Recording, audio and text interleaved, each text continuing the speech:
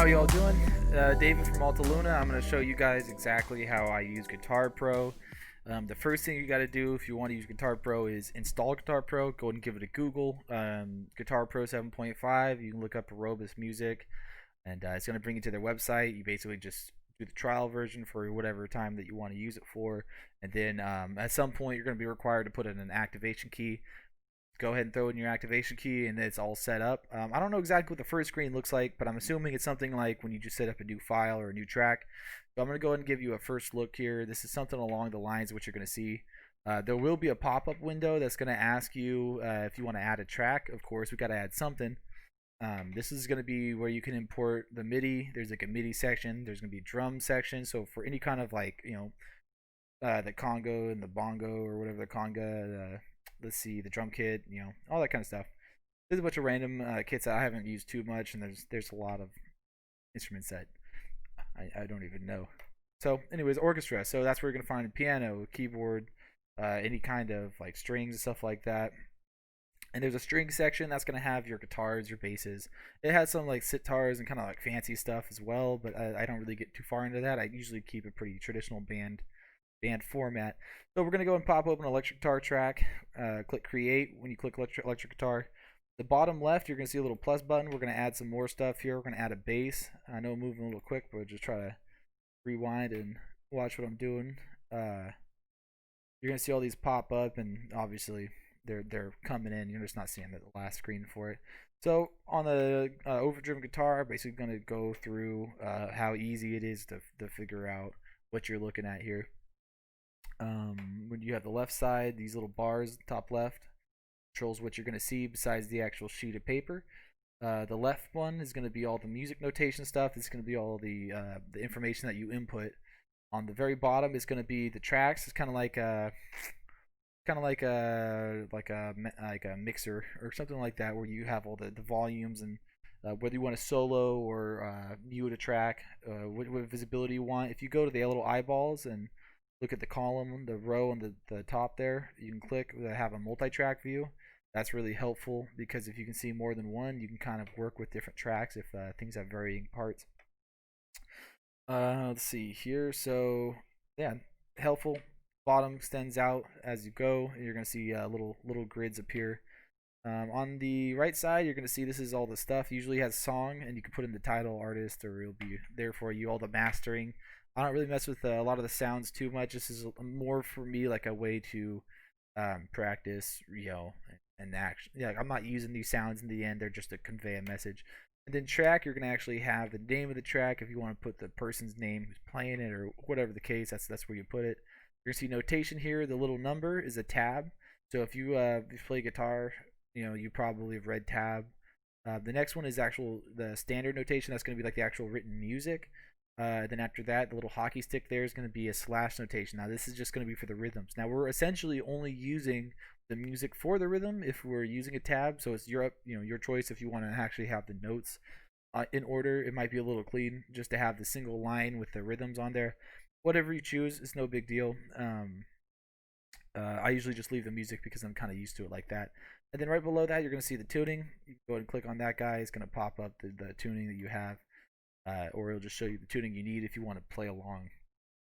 Super easy just to pop these in, pop these out. So if you got your tuning set, you don't have to look at it. If you're just going to practice, you can turn all those off. You don't need to look at it. So that's pretty helpful. You're going to see right over there too is also the zoom bar. You can also just hold control and use your mouse wheel, zoom in and out. If you have multiple pages, it'll show them different ways.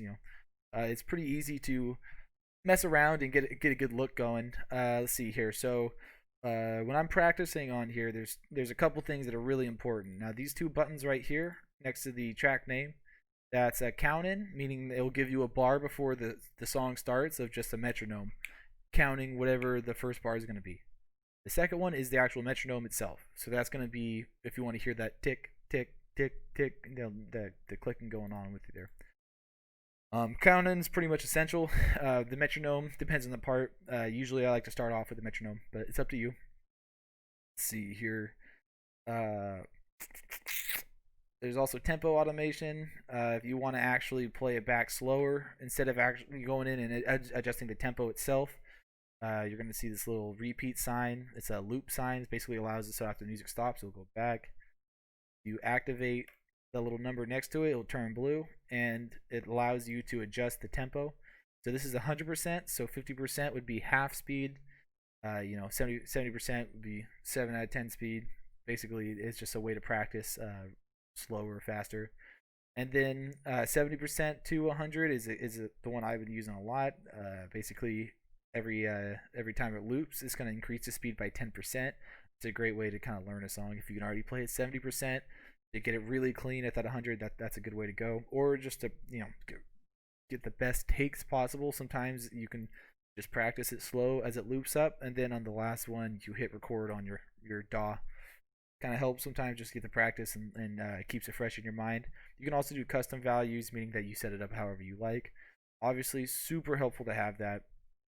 Any kind of practice, you need something like that. And if you want to, if you want to practice an area, you can also highlight. Helpful.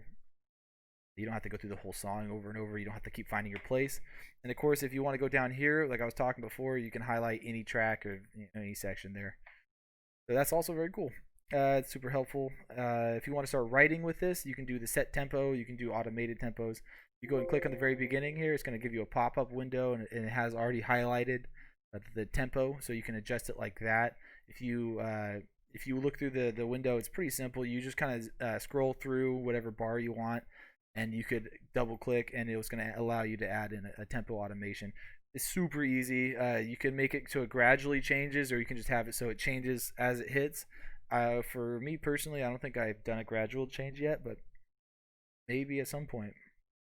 So that's really helpful for when I'm writing, is to be able to have that to change the tempos and automate that. If you import MIDI, I believe it imports the tempo map, but no worries either way.